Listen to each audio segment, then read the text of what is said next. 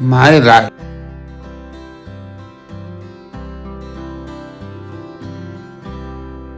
Don't look so sad. I was born in Jerusalem on November 25th, 1951. I was named after my grandfather, Ben Zion, which means the son of Jerusalem. Although the name may carry an old-fashioned touch, it reflects the deep connection I feel to Jerusalem and the profound role this eternal city has played in shaping my personality. My memories of childhood at Rehov HaChalutz 38 are filled with joy and happiness. My sisters and I were fortunate to have exceptional parents who gave us the gift of self-confidence by placing their unconditional trust in us, our decisions and actions. From an early age, this trust shaped our ability to face the world with courage and resilience. Their love, curiosity, passion for science, and unwavering devotion to Israel, combined with their appreciation for the aesthetic beauty life offers, profoundly influenced who I am today. For the good times. Growing up with two sisters, an older sister, Nurit, and a younger sister, Yael, enriched my life in many ways. Nurit, being the older, offered me wisdom and guidance, while Yael brought youthful mischief and rebellion. The dynamic between the three of us fostered deep bonds filled with love, playfulness, and the joy of navigating together as our mature life unfolded. The opportunity to join my father on two sabbaticals abroad, Oxford in 1956 and Berkeley in both 1956 and 1963, was eye-opening and transformative. These experiences broadened my horizons at a time when very few Israelis traveled abroad, coming from a young nation just beginning to find its footing. These early experiences planted the seeds for what would later become my passion for travel and exploration, particularly to exotic and remote places. And make believe you'll love me one more time. For the good times. The Six-Day War in June 1967 erupted during my 10th grade year. The war's aftermath brought a profound shift in the country, filling it with intense patriotism and a sense of pride. In hindsight, this confidence was misleading, but at the time, it was intoxicating. As a son of Jerusalem, I felt the transformation deeply. Carried by the patriotic wave that swept the nation, I volunteered to serve in the paratroopers. Fortunately, my 3 years of military service were uneventful, and I was immensely relieved to return to civilian life, eager to take charge of my future. During those final high school years, my friendship with Varda blossomed into love. My first year studying biology at the Hebrew University stands out as one of the happiest periods of my life. I relished the opportunity to immerse myself in subjects that fascinated me. But the highlight of 1967 was our wedding. Looking back, getting married at 22 might seem unusual, but at that time, it felt perfectly natural. We had already known each other for several years, and tying the knot was a decision we've never regretted. After completing our first year at the Hebrew University, Varda and I embarked on our honeymoon, traveling through Italy, France, and Spain. Camping across Europe, we were immersed in its rich cultural and architectural heritage, though there were moments when our accommodations felt a bit too Spartan.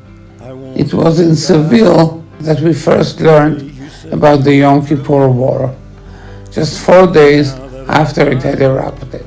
Realizing that this conflict would not mirror the swift resolution of the Six-Day War, we made our way back to Israel via Paris, arriving a week into the war.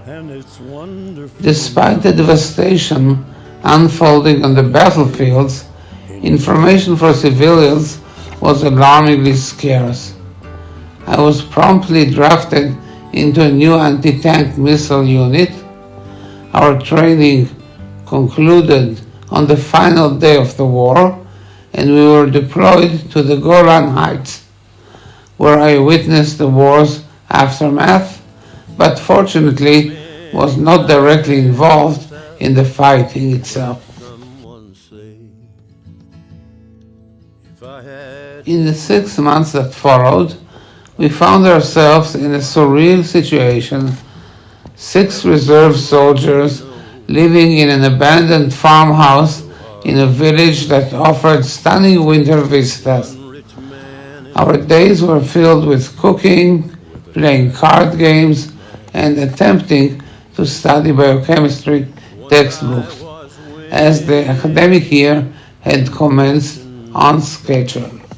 One of the greatest joys during those years was the birth of our daughter Ronnie in January 1977. We embraced parenthood with ease, raising her with joy and admiration. She was a delightful baby and grew into a charming girl, qualities she continues to embody to this day. Spending 4 years in Boston to complete my PhD and postdoc was an unforgettable experience. Being far from our extended family was challenging, but it encouraged us to grow as an independent family unit. It also fostered new friendships and pushed us to explore our surroundings. Although winters with small children were difficult, the beauty of New England's autumn foliage and the arrival of spring brought fresh wonders every year. Choosing to conduct my postdoc in Bob Weinberg's lab at MIT was one of the most fortunate decisions I ever made. On a personal level, Bob and I became close friends, and we continue to meet whenever possible, often at the cottage Bob built by hand in Rindge, New Hampshire. On a scientific level, the 5th floor of the MIT Cancer Center was likely the most vibrant place in the world at that time. The concentration of brilliant group leaders, postdocs, and students created an unparalleled environment where I felt the pulse of groundbreaking research daily. However, diving into areas entirely new to me brought constant pressure to excel. Beyond scientific insights, Bob taught me a valuable lesson in the human side of science, that even when pursuing ambitious goals, it is essential to maintain a friendly, generous attitude towards colleagues and fairness towards competitors. This approach, I learned, fosters a healthier and more productive scientific culture in the long run, far beyond the immediate pursuit of the next publication. The birth of our son, Avner, in July 1979 added a new dimension of joy to our lives. Varda completed her master's degree in speech and language therapy at Emerson College, managing the logistical challenge of breastfeeding by shuttling Avner from Cambridge to Boston each day, a testament to her dedication and perseverance. The decision to return to Israel in 1981 felt natural. We deeply missed our close family, friends, and the familiar surroundings of our upbringing. There was also a strong sense of purpose in contributing to the place we loved and cared about. In hindsight, I'm satisfied with this decision, despite the compromises we had to make. Scientifically, 1981 was a time before the internet, which meant being more isolated from the rapid advancements taking place elsewhere in the world. On a personal level, raising a family in Israel came with unique challenges as wars or terror attacks became an unfortunate part of our life, bringing with them fear and anxiety. A pivotal moment in my career came in 1981 when I identified homologs of vertebrate oncogenes in the Drosophila genome. This discovery offered a groundbreaking perspective on the conservation of genes across different species and opened new avenues for exploring their normal functions. I am deeply grateful for the opportunity to study developmental signal transduction in Drosophila during the field's peak. I hope that, in my own modest way, I contributed to the field's progress. Beyond the discoveries of new universal paradigms, the Drosophila research community stood out for its spirit of open collaboration, the sharing of ideas and reagents, and the formation of lasting friendships among scientists dedicated to unraveling the mysteries of embryonic development. It also marked the beginning of my new lab at the Weizmann Institute with the aim of pursuing these questions. At the time, I was unaware of the rich Drosophila research community or the unique camaraderie that came with it. Running my own lab for over 40 years has been a tremendous privilege. Working with talented young scientists at the formative stages of their careers allowed me to make a lasting impact, extending far beyond the research itself. Serving as head of the molecular genetics department and later as dean of the biochemistry faculty gave me the opportunity to mentor emerging scientists, shaping the culture and human interactions at the Weizmann Institute. A particularly rewarding experience was contributing to the planning of the new Belfer building, an endeavor that left a lasting mark on research at the Institute for years to come. The birth of our youngest daughter, Anat, in December 1984 marks another highlight in my life. She was always beautiful and in addition developed an exquisitely sensitive and caring personality. Surprisingly, these qualities did not contrast with her ability to carry out a particularly active Army duty as an instructor in the Armored Brigade, treating driving tanks and armored vehicles as the most natural thing in the world. When I photograph people, my intent is to capture their beauty regardless of their social status. I aim for the images to uplift rather than judge. Whether it's a radiant smile, sunlight streaming through a sari, or a tender interaction between a mother and child.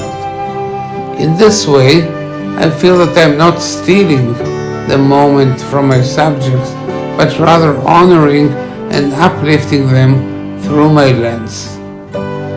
Traveling to remote places has been an integral part of our lives. Among all our adventures, India stands out as the most remarkable with its unique blend of vibrant humanity and a festival of endless colors and aromas. My passion for photography thrived there, as I was never short of captivating images to explore. My general outlook, seeking beauty in everyday life, shaped my approach to street photography. Another important element in my life is the circle of close friends that I've known since high school days. Maintaining a close bond with Hagi and Iris, Amos and Galia, and Dudi and Chava have always been rewarding, especially in the recent months in a time of crisis. It is a pure joy to be constantly embraced by their love and support. Perhaps the greatest joy in our lives was the birth and growth of our 6 grandchildren: Tom, Noah, Aya, Yuval, Alon, and Neta. Watching each of them develop their unique personalities and having the privilege to participate in their growth is really beyond superlatives.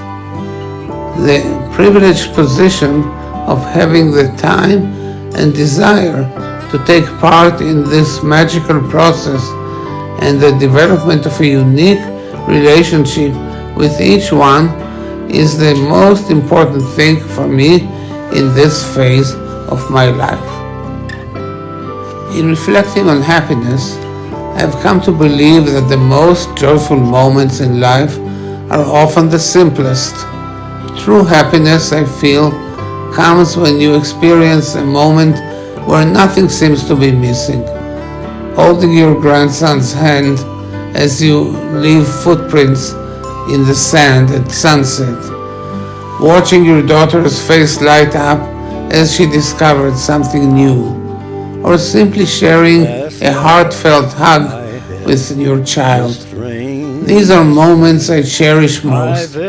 If we can learn to recognize and appreciate these small, unique moments for what they are, we will gain a deeper appreciation of the gift that is everyday life.